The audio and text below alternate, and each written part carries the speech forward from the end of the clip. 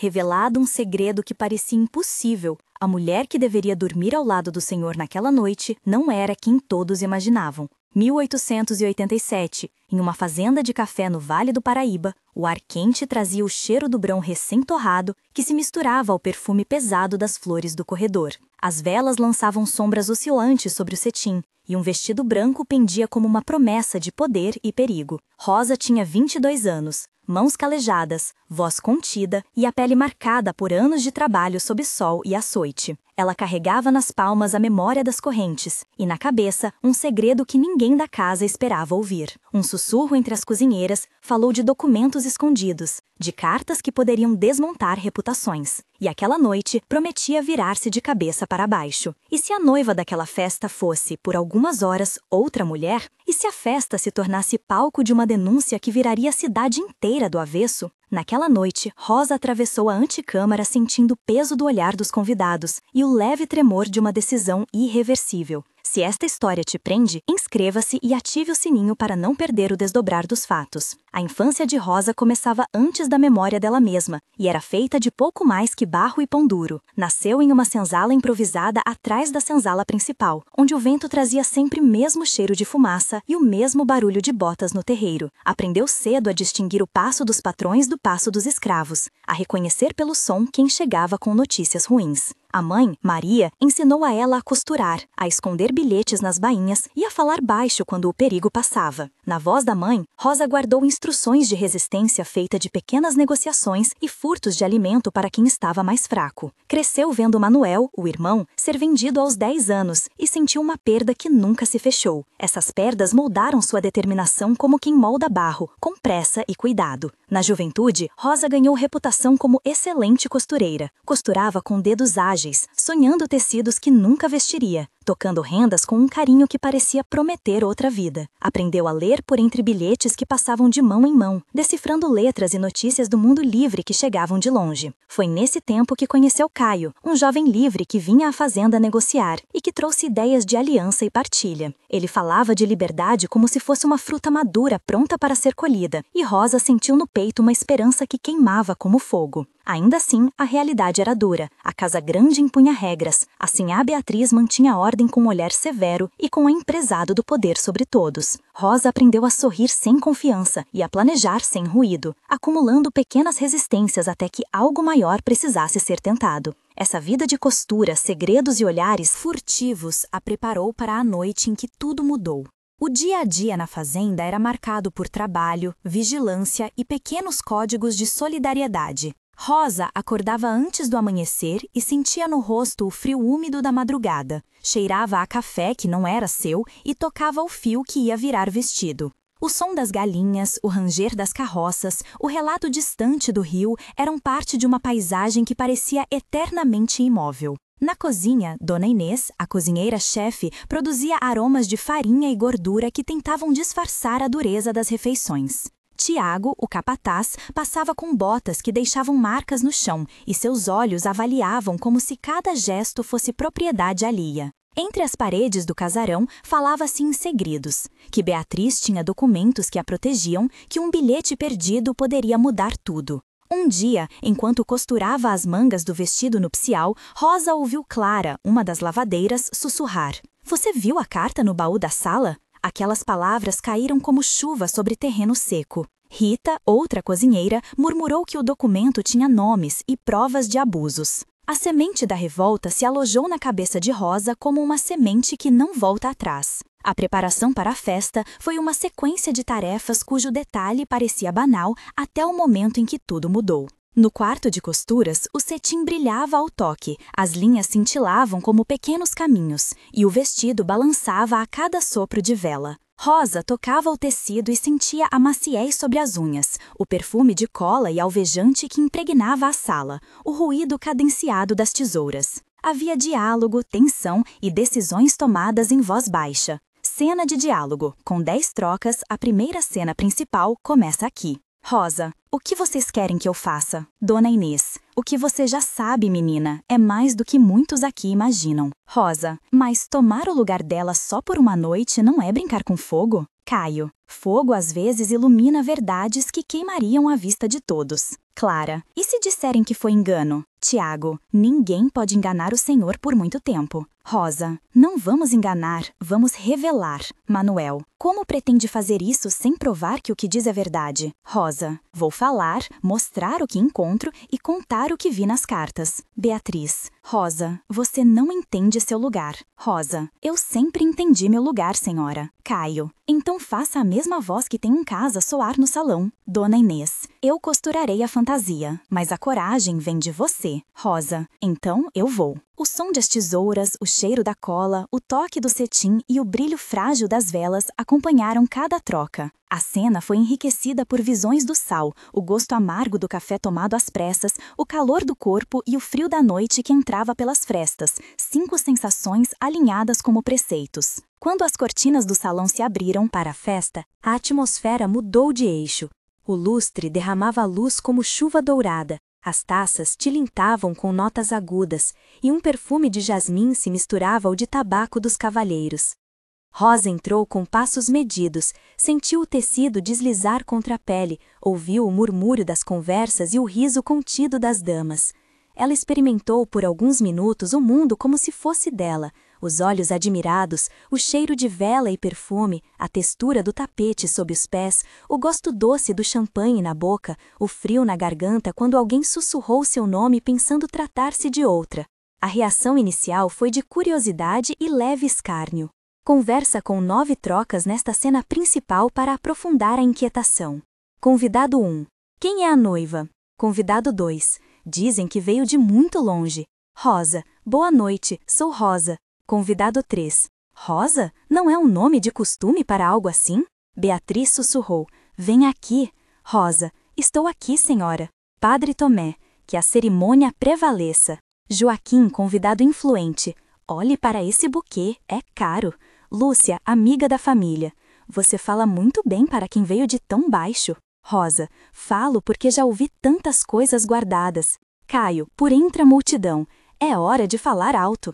A sensação do cetim, o som de passos no tablado, a visão das joias, o cheiro de comida sofisticada e o ruído abafado do bandejado sobre a mesa compuseram a cena sensorial em detalhes.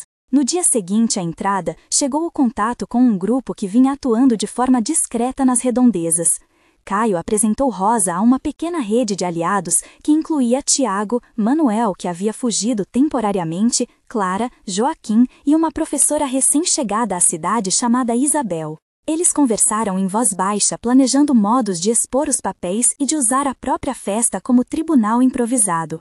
Foi o primeiro momento em que Rosa percebeu que sua iniciativa poderia virar movimento. Havia luta interna entre medo e esperança, e a ideia de partilha de poder começou a ganhar som. Em torno de uma mesa com café, pedaços de pão e o leve tilintar de porcelanas, discutiram estratégias e repartiram tarefas. Diálogo com 7 trocas nesta cena secundária. Caio, se mostrarmos as cartas, a reputação dela cai. Isabel, precisamos de provas que não possam ser negadas.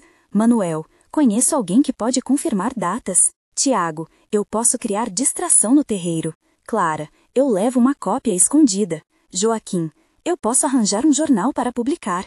Rosa, e eu conto a história da senzala e das cartas. Esta cena trouxe 5 sensações marcantes: o cheiro do café, o toque áspero das cartas envelhecidas, a visão do papel amarelado, o som grave das vozes conspirando e o paladar do pão seco que foi compartilhado como símbolo de aliança. Chegou a hora do discurso que mudaria tudo. Rosa subiu ao pequeno pedestal improvisado numa mesa e olhou o salão inteiro. O silêncio caiu como folha seca sobre o salão. As luzes diminuíram e cada rosto ficou exposto como uma pintura. A fala pública foi longa e crua. Aqui, a cena do grande discurso contém entre 8 e 10 trocas com interlocutores e reações imediatas que inflamaram a plateia. Rosa. Hoje eu estou aqui não como figurante, mas como testemunha. Convidado 1. Isso é ousado demais. Rosa. Ousadia é quando você chama o que foi escondido pelo seu nome. Beatriz. Calem essa insensatez agora. Rosa. Não sou insensata, sou dona da minha memória. Joaquim. Prove isso com documentos. Rosa, aqui está uma carta, onde seu nome aparece com acusações. Isabel, estamos com você, mostre as datas. Padre Tomé, que Deus guie a verdade. Beatriz, você não pode fazer isso comigo. Caio, faça, Rosa, diga o que viu. A reação da plateia alternou entre sussurros, risos nervosos, olhares chocados, vozes de apoio e de reprovação. Sensorialmente, o momento teve o gosto metálico do medo, o cheiro de vela queimando mais forte, o som abafado de uma taça quebrando, o toque frio do ar-condicionado primitivo que corria pela sala e a visão dos rostos palpitando de emoção. A comoção ganhou corpo quando alguns convidados se levantaram e começaram a exigir explicações, e a notícia começou a circular como fogo em palha seca. O confronto com Beatriz foi inevitável e aconteceu ao som de passos que se aproximavam firmes. A troca entre as duas foi intensa e destrinchadora, marcada por acusações e tentativas de desacreditar. Cena principal com 9 trocas. Beatriz, você ousa me acusar diante de todos? Rosa, eu acuso as ações que ferem pessoas, não nomes. Beatriz, quem lhe deu o direito? Rosa, o direito de falar vem de ter vivido o que você fez. Caio, as cartas têm assinaturas que comprovam. Beatriz, são falsas, uma armação. Isabel, há testemunhas. Tiago, eu vi o senhor tomar decisões que prejudicaram gente. Manuel, eu sei de fatos nas datas. Beatriz, vocês inventam para me destruir. Rosa, não corro atrás de destruição, corro atrás de verdade. Nesse embate, aliados vacilaram e outros se posicionaram. O calor corporal aumentou, o cheiro de suor e perfume misturou-se, o som de mobília sendo afastada ecoou, a visão dos olhos marejados ficou marcada e o tato de uma carta passando de mão em mão selou o clima. O risco pessoal de Rosa cresceu. Alguns convidados viraram as costas, outros começaram a gravar com papel e caneta, e a cidade soube daquela noite pelas primeiras palavras que saíram do salão. Pouco antes da virada final, a antagonista Beatriz teve sua confissão inesperada, uma noite de revelação que expôs a dor que a transformara em algo mais monstruoso que humana. Backstory de Beatriz, em cerca de 700 caracteres, dividido em 2 parágrafos, explicava raízes de medo, perda e culto ao poder. Beatriz nascera em uma casa menor, marcada por escassez e humilhação. Crescera aprendendo que a aparência valia mais que verdade, que alianças podiam comprar respeito e que o medo era moeda de sobrevivência. Casou-se jovem com o senhor da fazenda num arranjo que prometia segurança e despojou-se de qualquer traço de identidade que lembrasse sua origem. Anos de frieza e decisões duras endureceram sua alma. Quando um episódio de rebeldia da juventude foi ocultado por seus parentes, ela jurou nunca mais ser vulnerável. A solidão, as cartas que lhe faziam chantagem e o temor de perder a posição a transformaram em alguém que punia primeiro para não ser punida depois. Diálogo de reconciliação possível com 8 trocas curtas entre Rosa e Beatriz ocorre nesta sequência. Beatriz. Eu devia ter confessado há muito tempo. Rosa. Confissão tarde é vida que volta a respirar. Caio. Isso pode abrir caminho para a justiça. Rosa. Justiça precisa de verdade e de reparação. Beatriz. Não sei como dar isso agora. Isabel. Comece contando tudo o que sabe. Manuel. E pedindo perdão às pessoas que magoou. Dona Inês. A sociedade pode aprender. Beatriz. Aceito enfrentar as consequências. A cena foi pontuada por sensações de amargor no paladar, o cheiro de papel velho, os olhos que ardiam como se tivessem sido lavados em sal, o som leve de uma cadeira arrastada e o toque tímido de uma mão em sinal de trégua. A virada emocional abriu espaço para a reconciliação pensada, não imediata, e para a possibilidade de que a redenção viesse com custo. Houveram 3 momentos de tensão decisivos que precisaram de desenvolvimento por parágrafos. Primeiro momento, 520 caracteres. Foi a descoberta das cartas no baú da sala por Clara e Rita. O som de dobradiças, o cheiro de mofo, a visão do papel amassado e o tato frio do documento nas mãos comprimiram a respiração delas. Elas cochicharam nomes, trocaram olhares e decidiram criar cópias. Segundo momento, 540 caracteres. Foi a hora em que Tiago, temendo represália, quase entregou Rosa em troca de perdão. O ruído de botas no corredor, o gosto amargo de medo na boca, a visão de uma porta entreaberta e o cheiro de couro velho nos coletes criaram uma cena de quase traição. Terceiro momento, 560 caracteres. Foi a reação do público ao discurso quando uma taça caiu e um convidado gritou. O som agudo cortou a sala, o gosto de metal subiu na boca de muitos, o perfume se misturou ao suor e a visão de rostos mudos deu lugar a gritos que dividiram apoio e ódio. O epílogo mostra as consequências em 3 tempos e soma cerca de 2.200 caracteres, detalhando transformações concretas e nomes de apoiadores. Um mês depois, a comunidade havia se reunido em uma praça improvisada. Rosa caminhava entre pessoas que agora a reconheciam pelo nome e não por sua condição. Caio organizava rodas de conversa, Isabel escrevia relatos para jornais da cidade, Dona Inês coordenava a distribuição de alimentos para quem ficou desamparado, Manuel voltava a trabalhar com dignidade supervisionado por uma comissão formada por Joaquim e Padre Tomé. Havia reuniões na prefeitura onde vozes antes silenciadas agora exigiam registro formal das denúncias.